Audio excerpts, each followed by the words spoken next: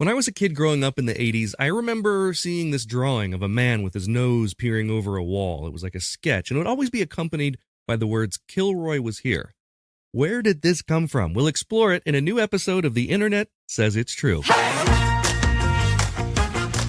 Hi, and welcome to The Internet Says It's True, where every week we learn something that sounds made up but is really true. Part of the WCBE podcast experience. That's 90.5 FM in Columbus, Ohio. My name is Michael Kent. This is episode 195. Hey, if you haven't already, make sure you go open up that purple podcast app from Apple. Leave a 5-star review with a few words. That helps me out and doesn't cost you anything, of course. I was thinking of giving this place 5 stars. Also, wanted to welcome a ton of new visitors. We've got Nicolette, Deb, Matthew, Samantha, Josh, and Tony to the Patreon. Those are all our newest members, and when you join up there, you get ad-free episodes, bonus content, all kinds of fun stuff. It costs as much as you want it to cost, from $1 on up. You can also do a free trial, and those folks who I just named will all be getting something in the mail. They're literally, the packages are in my car right now, ready to go to the post office. And so you'll get some fun stuff. Just go to patreon.com/Michael Kent and you can get that stuff. You'll see how easy it is when you go there. Super easy. Become a Tiziter today. I am once again asking for your financial support. So today, we talk about an early meme that you might have heard of, or maybe you haven't. It's all about Kilroy. Get on with it. Yes, get on with it! There's a legend about Adolf Hitler.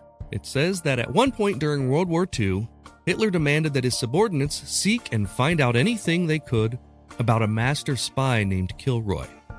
Joseph Stalin also had asked his staff about the identity of the man with this same name. The reason was that they were finding graffiti in English scrawled onto surfaces that read, "Kilroy was here." And they were finding it written on walls inside their buildings, and the same phrase scratched onto bomb casings that were dropped by the Americans and machinery that they had confiscated from the Americans. We don't know if these stories are true, but they reflect the ubiquity of this interesting phrase and accompanying image. The image is one that you probably have seen. It depicts a bald man with his hands and nose hanging over a straight line, making it look like he's sort of peeking over a ledge. And the words "Kilroy was here" are always famously included with the image. Of course, Kilroy wasn't really the code name for an American spy, leaving his mark inside enemy lines. It was a popular graffiti of the time, one of the first viral memes. But where did it come from? Well, it seems like the drawing predates the Kilroy meme. In the UK, the character was commonly known as Chad or Mr. Chad and would appear with the phrase, "What, no sugar?" There's never been a more British thing because it was spelled like W-O-T, "What, no sugar?" And it was apparently a reference to the shortages and rationing during war times. Some claim that the Chad figure was based on the appearance of the Greek letter omega, and I can sort of see a resemblance, but it's a stretch. More on that in a minute. According to Eric Partridge's book, A Dictionary of Slang and Unconventional English, Chad was also known as Private Snoops by the British Army and the Watcher by the Royal Navy. Where did the nickname Chad come from? One theory is that the cartoon was first drawn somewhere around 1938 by George Edward Chatterton. His nickname was Chat, and the theory is that somehow that evolved into Chad as the name for this famous doodle. Another theory about the doodle is that it's supposed to represent the Greek letter omega.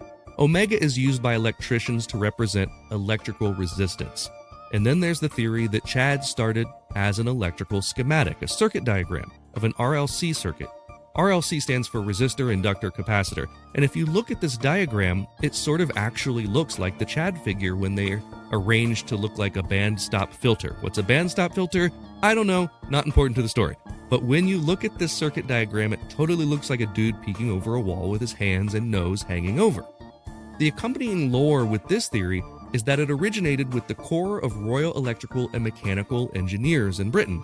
But I also found that this may have originated with the book V by Thomas Pynchon. That book wasn't written until 20 years after the war, so it doesn't seem like a likely explanation for the drawing's origin. The accompanying words "what, no sugar" were a popular saying as a reaction to shortages. The word sugar would be replaced by any number of different things. According to etymologist Gary Martin, there's evidence of this saying being used in an American jewelry ad in a 1932 newspaper from Connecticut. The spelling is usually seen as W-O-T for the word what. which is just the Americans sort of poking fun at British pronunciations.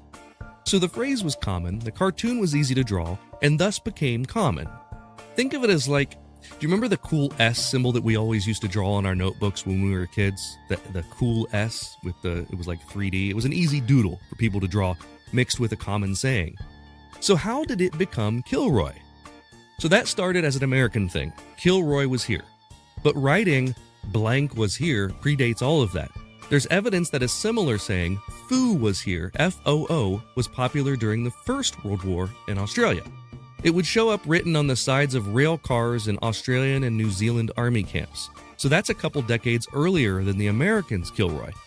Some sources say that the Australia and New Zealand Air Force used foo to represent fictional gremlins in the equipment.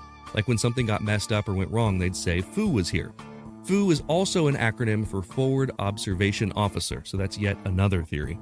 Wherever the phrase came from, it was picked up and spread throughout the region as a popular piece of graffiti. During World War I, you'd see foo was here scrawled on lots of equipment in the region. So who was Kilroy, and how did he get associated with Chad? We'll look into all of that after a quick break. There was a time that humans used 100% organic products as healing balms and moisturizers for their skin. Well, I've partnered with an awesome company that wants to get back to those times.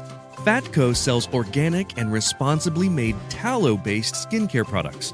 For centuries, humans used tallow in skin moisturizers and healing balms, but unfortunately, the topical application of these fats seemed to stop around the same time that animal fats stopped being considered part of a healthy diet. A lot of modern skincare products do more harm than good by stripping your skin of its natural oils. Let's change that.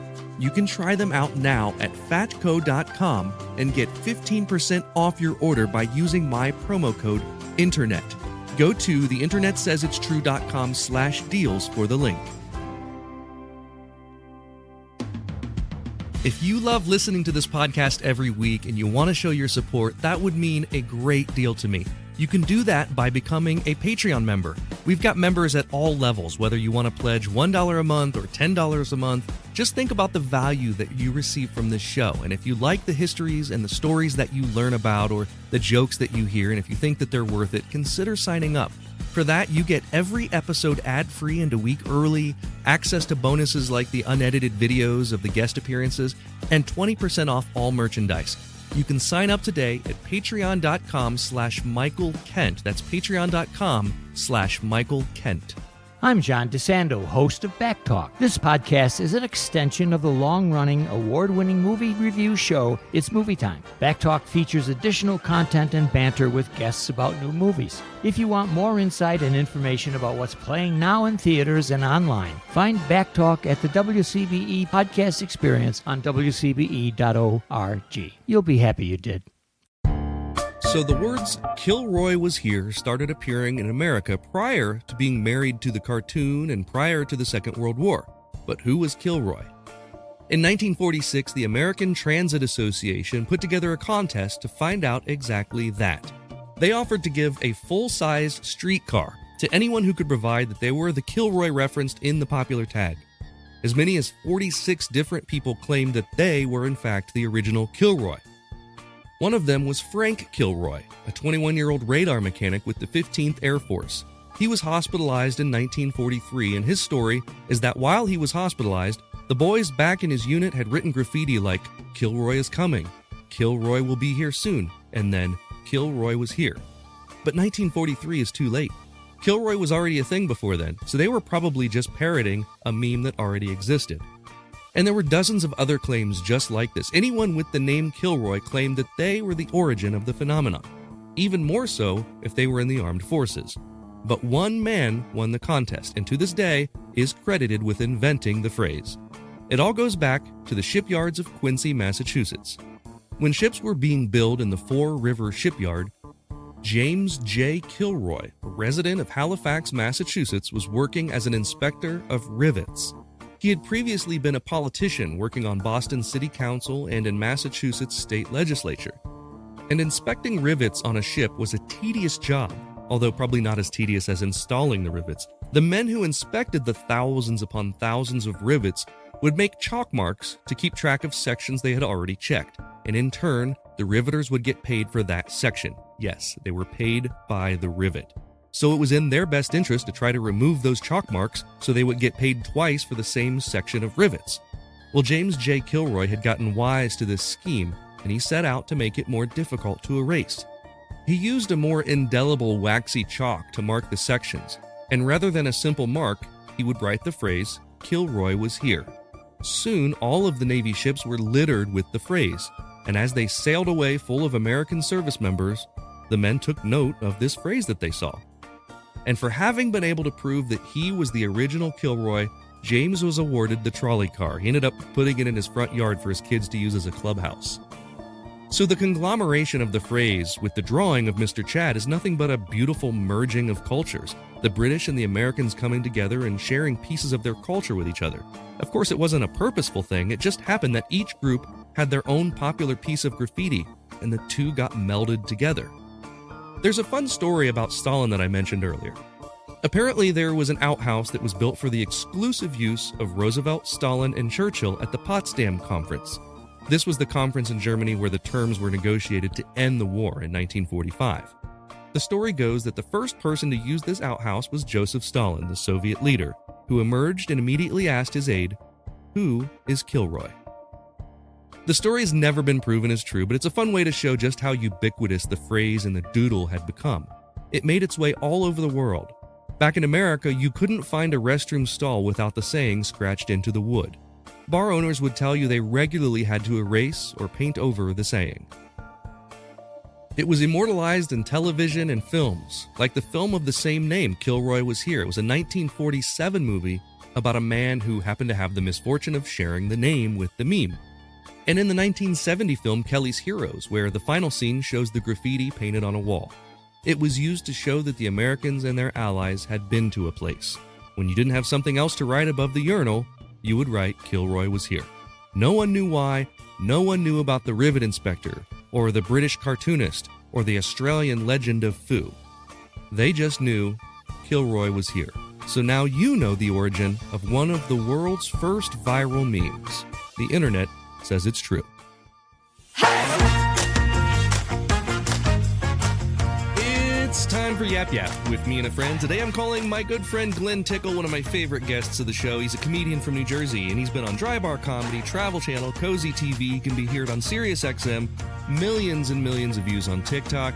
He has a special called Glenn Tickle Against the World Crime League. It's out now. It's available all over the web, including YouTube. So good to see you, man. I've added a new thing to the show, and I think you're going to be great at this. Before we get to this week's quiz, Glenn, there's a new segment where you come up with an interesting fact to try to stump me. The whole idea is that you come up with something that I didn't know about, and I'll honestly answer whether I knew about it or not, or whether I'm hearing about it the first time. Great. I mean, the whole point of your show makes this hard, because, like, every week it is one of these that you'd, like, pull out at a party. Like, oh, did you know this crazy thing? Yeah. Can I ask you, do you know how ancient Greek philosopher, Stoic philosopher, Chrysippus died? Chrysippus? No, I've never even heard the name Chrysippus. I've never even heard the name Chrysippus. Homie died in 206 BC. He laughed himself to death, according to two separate accounts. He was drunk at a party, left the party, saw a donkey eating some figs, made a joke about giving the donkey some wine. Like, I don't understand the joke. Like, that part hasn't survived 2,000 years. But he made this joke about, since the donkey was eating figs, we should give it some wine, and then laughed until he died. Like, in the moment, like, laughed uncontrollably, died while laughing. First of all, no, I never have heard this, so congratulations. But secondly, you said there were two separate, like, verifications of this. I'm assuming, like, Pliny the Elder is probably one that came, like, I feel like everything that came out of that region in the time. He was a busy boy, that Pliny. Yeah. I don't remember. I'm not asking you for your sources. I believe you. I'm just. I was gonna say I don't remember who gave the accounts. That's fantastic. You know that. Yeah, the one. I guess the one account was more on. Isn't it crazy? This guy just laughed himself to death, and then the other one was, like, verifying that he was drunk ahead of time, which I'm sure that was a big part of it, right? Like if he's stone sober. And my favorite part of this is that he's laughing himself to death over his own joke, which is how I am most likely to go out. Like, because the times I don't do improv because anytime I think of a joke in the moment, I crack myself up to like I'm red in the face. I cannot speak. I like cry laugh at my own stupid line. By the time I get myself calm enough to then explain the joke to whoever's around me, it's not funny anymore. So this is my future. This is how I'm going to go out like Chrysippus. I'm going to make some dumb joke about a donkey drinking wine. I love it. In my head, like he was drunk because he had just been eating figs and drinking wine, and that's why he was drinking wine. I think that was part of it. Maybe and he it's came like, from yeah, a I don't fig know. party. I don't know if they go well together. Like I'm not a wine guy to know what pairs with what. I love it. No, I'll have to bring that up. There's a story on my list of the dancing plague where a bunch of people died from dancing, and I feel like that would be good information with that episode. Maybe the dumb reasons why people there was a laughing plague. There was what is now Tanzania. I forget what it was at the time. I want to say this in the 70s at an all-girls school. There were like 3 girls who could not stop laughing. And then other girls all started, like, it got so bad they had to close the school because, like, everybody was just laughing for a couple months and they could not stop. I'm putting this on the list now. I've got it. Yeah, it's pretty well documented in the book, The Humor Code, by Dr. Peter McGraw and holy cow, this was only 1962. Greg Warren. I think I said 73, but I might be wrong. That's like recent. Yeah, because the dancing plague was some, like Middle Ages. Old-timey story that probably didn't happen. They were like, oh no, we all remember. That's pretty great. All right, well, let's get into our quiz this week. For this question, Glenn, we're going to play for a joke. So if you get it wrong, you got to tell me a joke. If you get it right, I will tell you a joke. So there's some graffiti that I'm going to show you, and I want you to tell me which one of these phrases commonly appears along with that graffiti. And so first Kilroy of all, was here? Is that what it is? So basically, you know it. I don't even have to show you the graffiti. It's a bald man with you can the show nose me a hanging little guy down. with his little nose hanging You know over. what I'm talking about. I'll take a look at Kilroy. Just for the fun of it, we'll go through my what I came up with as options for this. My other multiple choice. It was A, suck it. B, Kilroy was here, or C, eat the rich. But of course, you know the answer, which is Kilroy was here. Kilroy was here.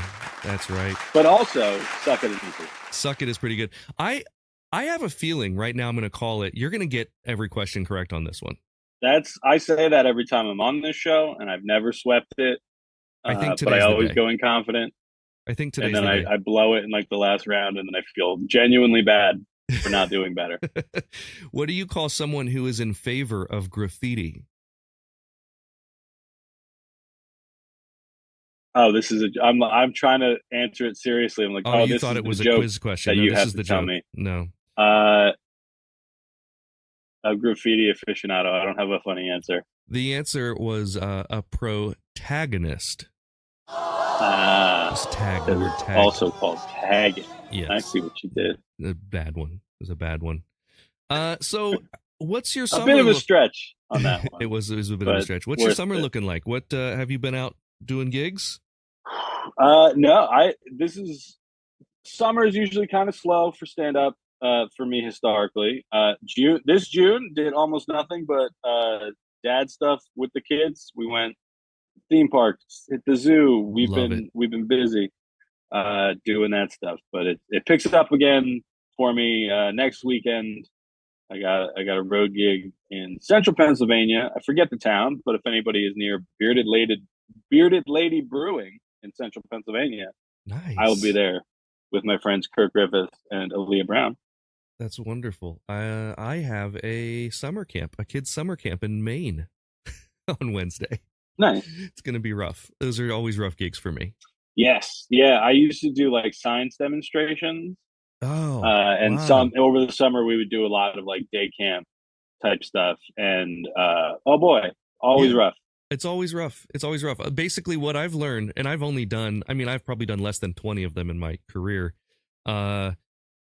Just make them yell. Just get lots of energy out of them. And then they think that that's a good show, because I can't do my normal show. They don't hear it. They can't listen to the jokes. So it's just got to be like, how's everybody doing? Make some noise. Ah, did you like that? Yeah. You know, it's nuts. It's a crazy gig. And then next Thursday, I'll be right here doing a virtual show, which I haven't done in about a year and a half. Yeah, I still do those here and there, but obviously not as much as like the heyday of 2020 and 2021 for virtual shows. Yeah. But anytime I did do one, I pre-recorded one. Ooh. And I have to pre-recorded no some audience. before. Yeah, that's just tough. alone in the shed where I do these from. Yeah. To silence. Oof. And I was like, I can do it.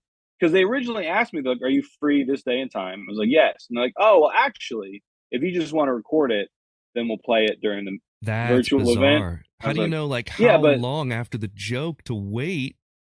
Yeah. I mean, what's like, the it's just going to be me talking. Ugh. Thankfully, I think originally I was going to do 30 minutes, and then I split it up with another comic. We each just did 15. Because I've done ones where like everybody's muted and you're getting no feedback for a full hour, and it's like, guys, this is insane. This is it's very just bizarre. watch a special on YouTube. You don't need to make me do this. Yeah, that's rough. Well, let's move on. Glenn, for the next question, we're going to play for an admission of a crime we've committed. Now, if crime. If that crime is vandalism based, all the better, but just crime in general. A popular song from the 1980s includes a Kilroy reference. Which one of these is it? Is it A? Yeah, Mr. Roboto. You're going to kill this one. Is it A, Mr. Roboto by Styx, B, War by Bruce Springsteen, or C, Breaking the Law by British Steel? You said it was A, Mr. Roboto. Or Mr. Roboto. I think I pronounced it wrong. I said Mr. Roboto because I named my daughter's toy robot Mr. Toyboto after. Oh, that's good. After the song. Yeah, Mr. Roboto. So the album the song is on is a rock opera named Kilroy Was Here. It tells a fictional story about an imprisoned rock and roll misfit named Kilroy. The guy escapes the prison by overtaking a robot guard, emptying out its shell, jumping inside, and acting like a robot. And when he escapes, he yells, "I'm Kilroy." And that's what we hear in the song. When we hear Kilroy, that's the thing. Man, this is going to go well. Used in a great, I think it's a Volkswagen commercial featuring early Tony Hale appearance. Ooh. Where he's listening to it. I think the point of the commercial is like, oh, it's so quiet that people won't hear you like rocking out to Mr. Roboto in your car. And he's like doing the robot moves. I'm going to go try to find that. For this next, I owe you a crime that I've committed. Okay, yeah. So this was a minor crime, but my sophomore year of college, I was in the Ohio State marching band. It was my first year in the marching band. Actually, no, this was junior year of college, my second year in the marching band. So you should have known better. Yeah, I was the lead out for the drum section, which was like the first person to go out into the field in pregame. And that doesn't have anything to do with this other than that it was sort of a position just bragging. Just brag. It was like a position of, I don't know, leadership, I guess, in a small way. And 5 a.m, so they had redone the Ohio Stadium. And part of that was they lowered the field by like, I don't know, 15, 20 feet. And they had to add this ramp. And the ramp was not up to code for the general public. So they, as part of the code, they had to put a gate in front of the ramp. And we knew this. And on a noon kickoff, the band practice is starting at like 9 a.m. But the drum section gets there at like 5 a.m. to practice the entrance into the stadium and everything. And I let them know that, and so they could come and unlock the gate. And they didn't. And so me and a couple other people, we just sort of broke the gate open, and so we could practice. And then by the time that rolled around, someone had told someone else, and then they basically, I was suspended from that game. And I think maybe part of like the next game, I think I had to challenge back to get my spot back or something. They threatened to arrest me. They threatened to make me pay restitution, which would have been, 37 cents for a hasp on a gate. And then so we had to buy a new padlock. Yeah, they threatened me with breaking and entering, which was crazy. Yeah, I mean, that is literally what you did. it is You broke literally it what I and then did. you entered. I was supposed to be there. But anyway, that's and for years after that was the joke. That I broke the gate and it was a legend in the band. So, in the small world of marching band, small crimes become legendary. Yeah. In the nerdy world of marching band. Now you were just at a Dr. Mario tournament, is that correct? Oh yeah, I was at it was an event called Too Many Games that is advertised as being in Philadelphia, but is in fact almost an hour away from Philadelphia. But it's like a big video game conference. They have like voice actors and stuff come and do signings. But the reason I went was because they also have a Dr. Mario tournament, a game I'm very good at, and they do the World Championship in your backyard, beautiful Columbus, Ohio. Right. I've not been able to make it the last 2 years for family reasons, but this one is a much shorter drive. It was I was just a day trip basically. So I went down, finished. I don't know if what is the last four in the tournament? Quarter, semifinals? Yeah, one of those. whatever. Whichever Yeah. one of those is the last four. That's the round I got knocked out in. But I lost to the eventual winner, which made me feel better. Yeah, so basically, I mean, you're technically the second best Dr. Mario player person in the greater Philadelphia area. Yeah, I think I've aged out of winning the tournament ever. Okay. I feel like it's a young person's game, and now Which that is I'm in funny, my 40s, because it's an old person's game. Right. Like, I mean, it's a game that came out in 1990, but I don't think I'm gonna get better. Like Sure. I think I'm very good, but I think I've hit my ceiling. Oof. Which, as a lot of people found out in Philadelphia last weekend, is still pretty high. Took out a lot of people in that tournament. Well, next time you're in Columbus for the World Championship, we'll hang out. So for the third question, I'll let you know it's the Tour Gaming Conference. I'm which is, I want to say, November, but could be literally any other month because I don't know days or when things happen. The joke I'm between trying to my look wife it up and I now. is that for my work, there's so much logistics and travel and scheduling that my wife is the social calendar person. So I do not know when things are. I'm not good at it. She literally sends me calendar invites to like family events because I just don't know. I don't know when they are. I don't do them. Like I do them, but I don't schedule them. So for the next question, we're going to play for a sticker. You're going to get this one too. I'm just looking at this and I think you're going to ace this one. The next one's a little rough, but this one, okay. So we're going to give you three options. Kilroy Was Here is considered one of the earliest pre-internet memes. Which one of these is considered one of the earliest internet memes? A, the dancing squirrel. B, the dancing granny. C, the dancing baby. All right. Well, I know the dancing baby was featured heavily in the show where the baby was on. I can't remember the name of it or anything. Ally McBeal. The dancing baby appears in Ally McBeal. I can't picture what a dancing granny meme would be. I keep thinking of the rapping granny from movies in the 90s. There was the lightning squirrel was like an early one, but I don't remember it really dancing as much as it talked about lightning. I'm gonna have to go baby. Dancing baby, you're 3 for 3. The dancing baby was a rough animation of a baby dancing put to the song I Can't Stop This Feeling, which is the Ooga Chaka song.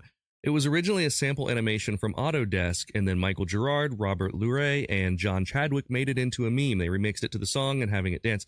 It was often shared in chat rooms, but then after it had been shared around the internet, it did, as you mentioned, make it big on the TV show Ally McBeal, which just blew it up, and it became a huge, huge thing.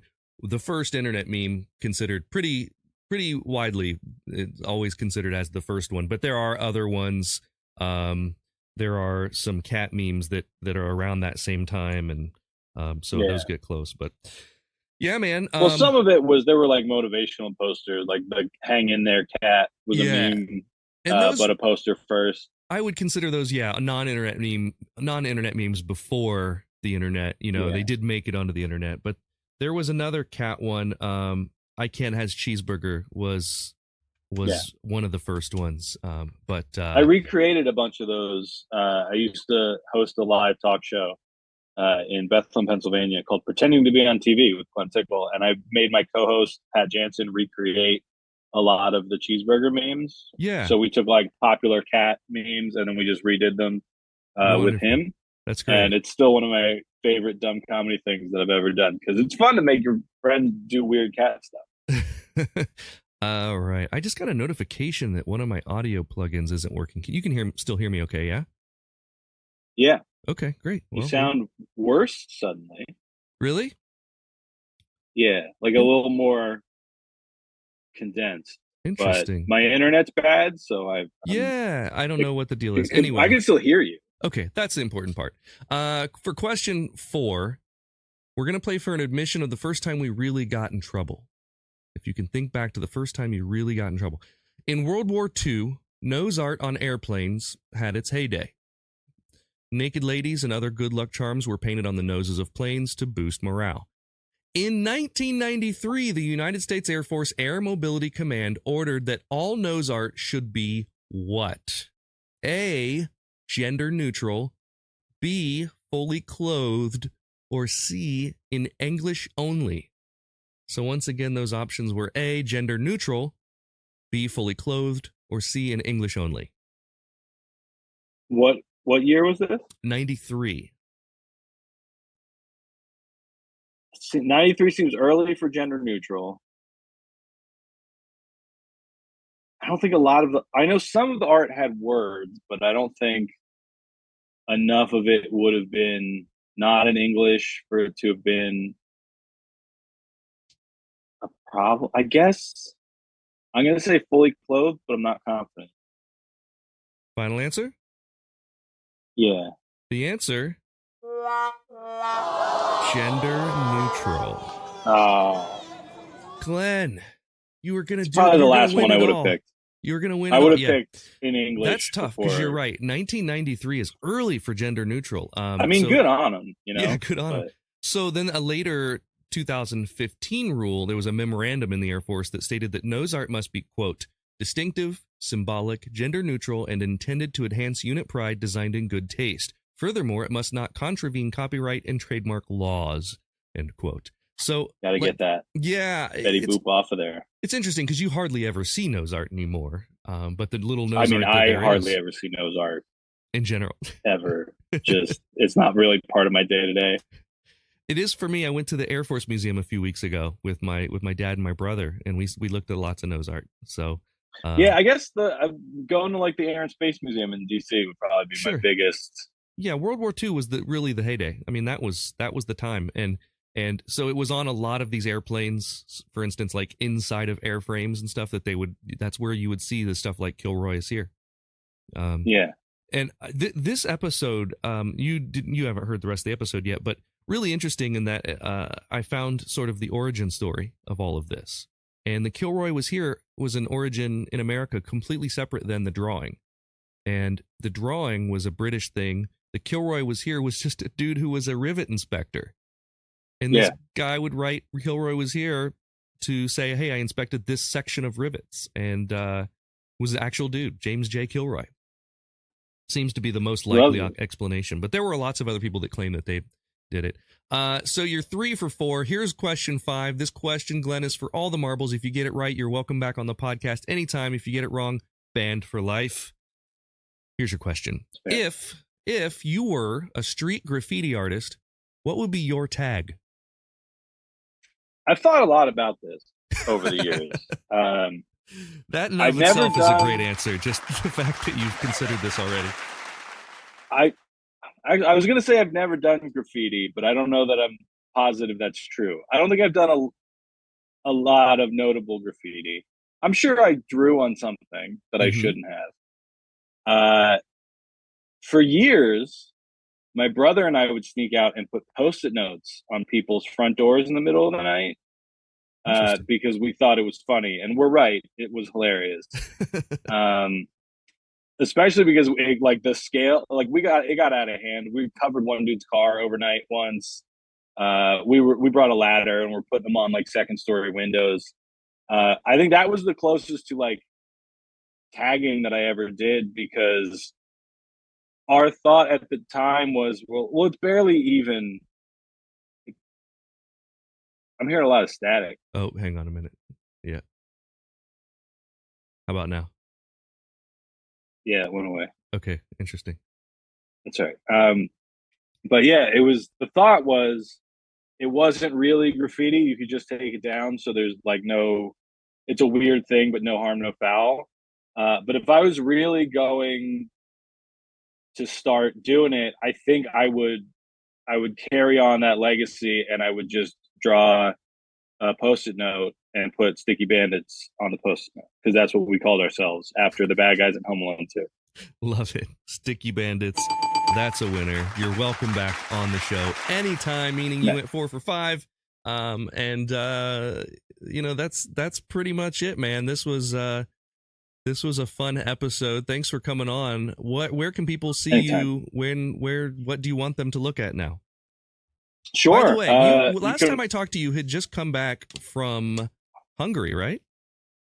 No, I either Budapest. came back or was going to. I don't really remember. Did you create a special from that?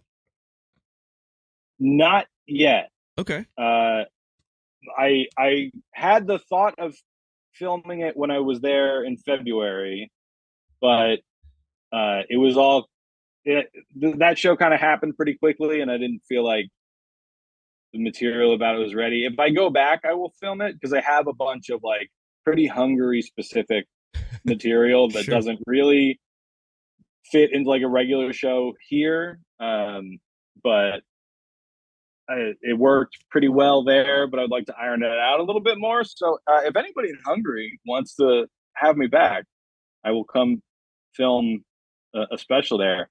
But yeah, that was a lot of fun. I did a sold out show in Budapest, hit a local open mic the night before I had to leave. It's really good. I think we talked about it last time. I've been working on getting Hungarian citizenship because I found out that I qualify for it, and basically all I have to do is get like everybody's birth certificates together and then pass an interview in Hungarian, which just feels like a weird dare. Like it's just it's a hard language, but like it feels like I can clear that bar, so why not? Like that's Sure. as good of a midlife crisis as any. So I've been practicing, getting ready for that. But yeah, if people, if I'm going to be streaming playing Dr. Mario more and more over on my YouTube channel, and I checked, the Torg Gaming Convention is the first weekend of November. All right. First weekend in November. So I will be in nearby Miamisburg the night before at Bricky's Comedy Club doing. I think I'm closing out their local showcase, and then I'm going to play Dr. Mario in the morning. Go find Glenn Tickle's YouTube channel. It's just youtube.com/Glenn Tickle. That's GLEN. That's the one. One Easy to N and find. TICKLE. And you can go see his, you can see live clips of his stand-up and everything else. So follow him there.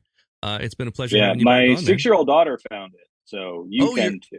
If your daughter's on the YouTube and it's watching something other than people opening like toys. Yeah, then she it's a found that. win. She found Daddy's YouTube channel, and she likes to bring her tablet, sit next to me, and watch clips of me, and then just absolutely roast me. She does not like anything that I do or say. It is adorable, and that just makes her angry that I laugh so hard every time she does it. I love that. That is something I need a video on. That's very meta. Yeah, I keep trying to get one, and she doesn't want to. She doesn't want it on the won't let me record it because she doesn't want it on the YouTube channel. Yeah, because she doesn't think it's funny. Yeah, because then you'd be sitting her roasting her, which would be fantastic. That'll teach her. All right, dude. Thanks for coming on. I'll talk to you soon. Anytime. That is all for this week. Thanks to Glenn Tickle for being my guest, and thanks to you for listening. Here's the voice of Mr. Chad. Thank you for listening to The Internet Says It's True. To listen to episodes ad-free and a week early, support us on Patreon. You can do that at patreon.com/Michael Kent. If you learned something just now that you didn't already know, go to the Apple Podcast app and leave us a review with 5 stars and a few words. That helps us a ton, because that's how the algorithm works. I don't know what an algorithm is, but just do it. See you next week for a brand new episode of The Internet Says It's True! The Internet Says It's True would like to thank the Patreon subscribers whose monthly contributions help to make this show possible. Sean Brown, Joshua Endres, Dallas Ray, Bryce Swanson, Eugene Anderson, Jim and Joanne Martin, Mitch and Andrew Joseph Kemplin, and the show's official Emperor, Kick Track. The show is written and produced by me, Michael Kent. The theme song is by Finite Music Forge, and all audio clips in this episode are used for education and commentary and used under Fair Use Title 17 U.S.C. Section 107.